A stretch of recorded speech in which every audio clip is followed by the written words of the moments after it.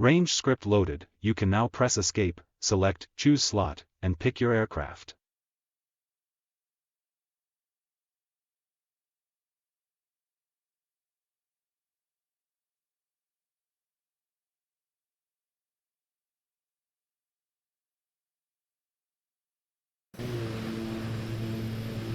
You have started the mission in the air.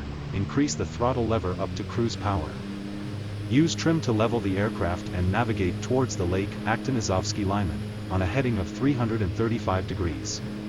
The northern island of that lake is our waypoint 2. Maintain 200 knots and ascend to arrive at that waypoint at 5,000 feet altitude. Press spacebar once you have trimmed the aircraft. The Bronco can carry rocket pods mounted on its sponson weapon stations, one pod on each.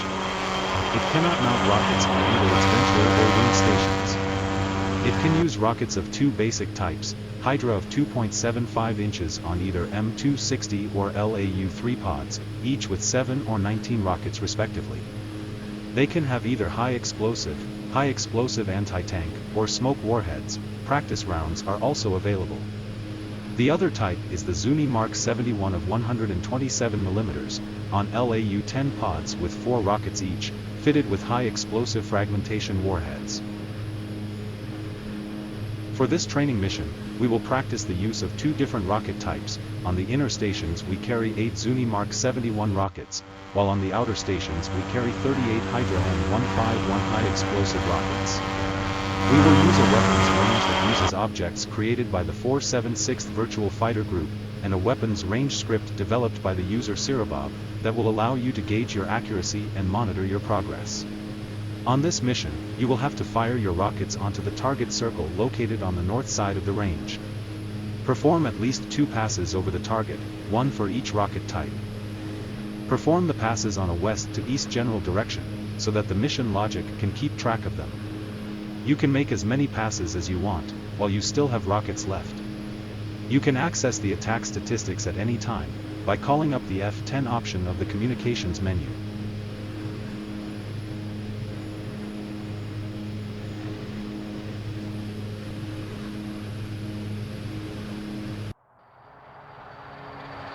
The procedure for using the rockets is as follows. 1. Sight reticle brightness knob, turn clockwise as required. The sight reticle brightness knob enables both the sight reticle illumination and brightness adjustment. 2. Filament selection switch, set to number 1, down. Not simulated, but on the real Bronco the instruction was to always use first filament number 1, because if number 2 is selected and it burns out, it may short out filament number 1, which was below it. 3. Sight depression, as required. We don't have access to the rocket tables of the real aircraft, so you will have to practice a bit to find a value that goes well with your shooting style. We suggest a value of 190 milliradians, using a 25 to 30 degrees dive and a speed of 200 knots. 4. Weapon station switches, set to fire. Here you select which weapon stations to enable. Be very careful, as the same switches can be used to drop the rocket pods if they are placed on the drop position. We will use first the Hydra M151 rockets that we have mounted on the outboard stations 1 and 5, so flick only those switches to their fire position. 5. Master arm switch, set to on. All armament is controlled by the master arm switch. The armament circuits can be energized only when this switch is on. An armament safety circuit prevents operation of weapon system when the landing gear handle is down, not simulated yet. This version of the Bronco is not equipped with a weapons programmer, so it can't fire the rockets in ripples. Let's give it a try. Press a very short squeeze to the flight stick's weapon release button. A short press of the button should fire a single rocket for each selected station. Be careful, as if you keep the button pressed, more rockets will be fired. Good, the rockets are now ready to use.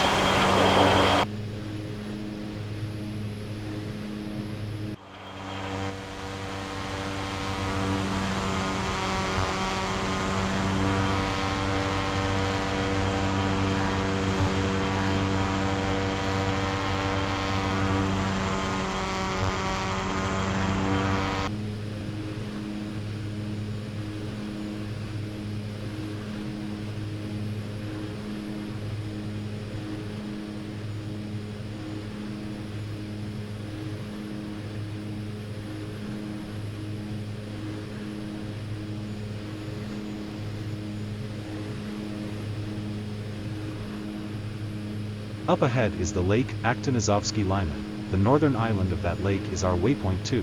Adjust your heading to overfly it.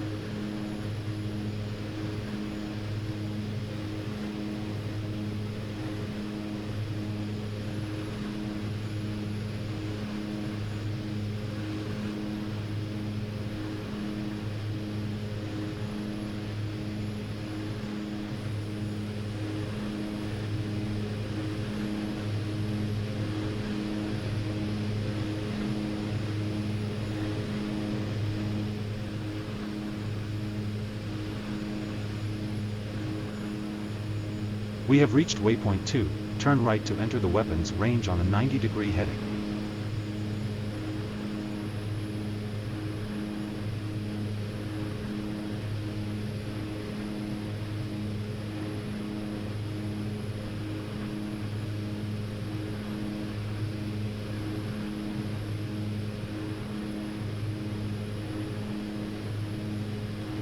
The rocket target circle is at the north side of the range, enclosed on a square.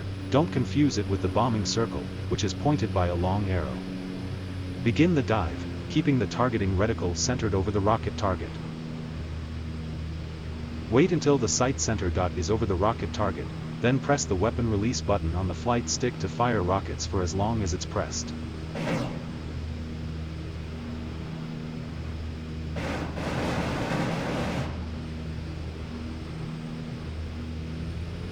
Pull back on the stick to exit the dive and climb back up. First pass. Turn right 180 degrees towards a 270 degrees heading, and perform another pass.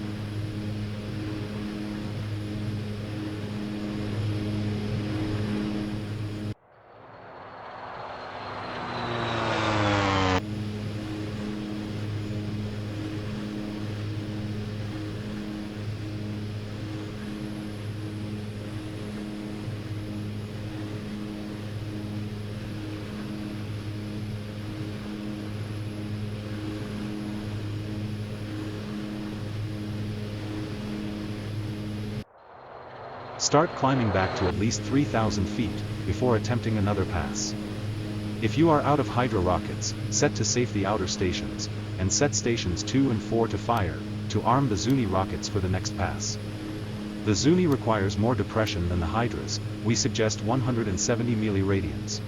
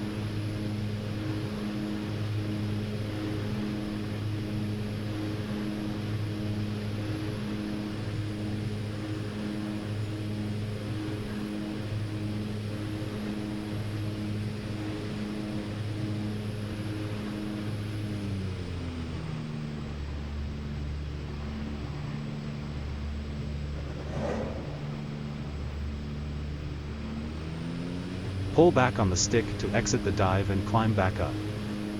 Second pass. Turn back 180 degrees towards a west heading, to perform another pass. If you fired all your rockets, then return to base on a heading of 140 degrees.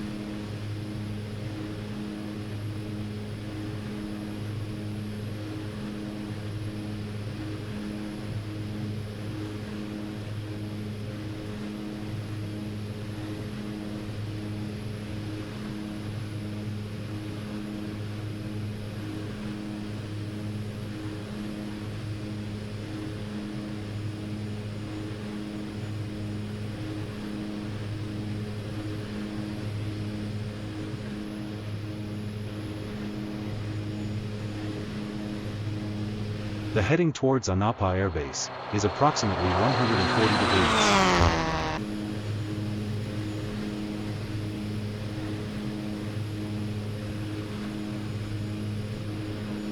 You can check your range results by pressing / to bring up the communications menu. Select F10, Other, then select F2, Range, finally, click F3, My Bombing Results.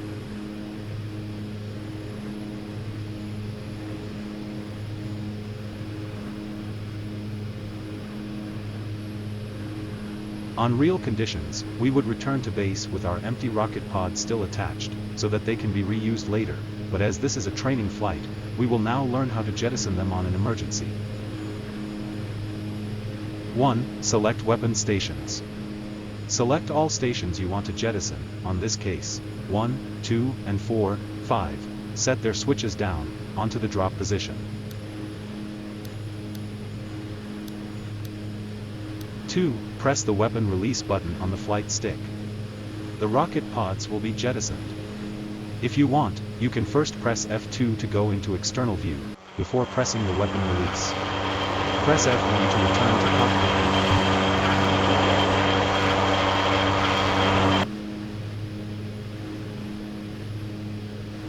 Deactivate the armament with this procedure. 1. Weapon station switches, set all to safe, middle position. 2. Master arm switch, set to off. 3. Gun sight, set to off, by setting its brightness to minimum. You have completed the main subject of this training mission. Select. Press backspace, if you want to fly back and land at Anapa, or press spacebar to end the training now. Congratulations, you have successfully completed the main subject of this mission. Press spacebar again, to exit the training.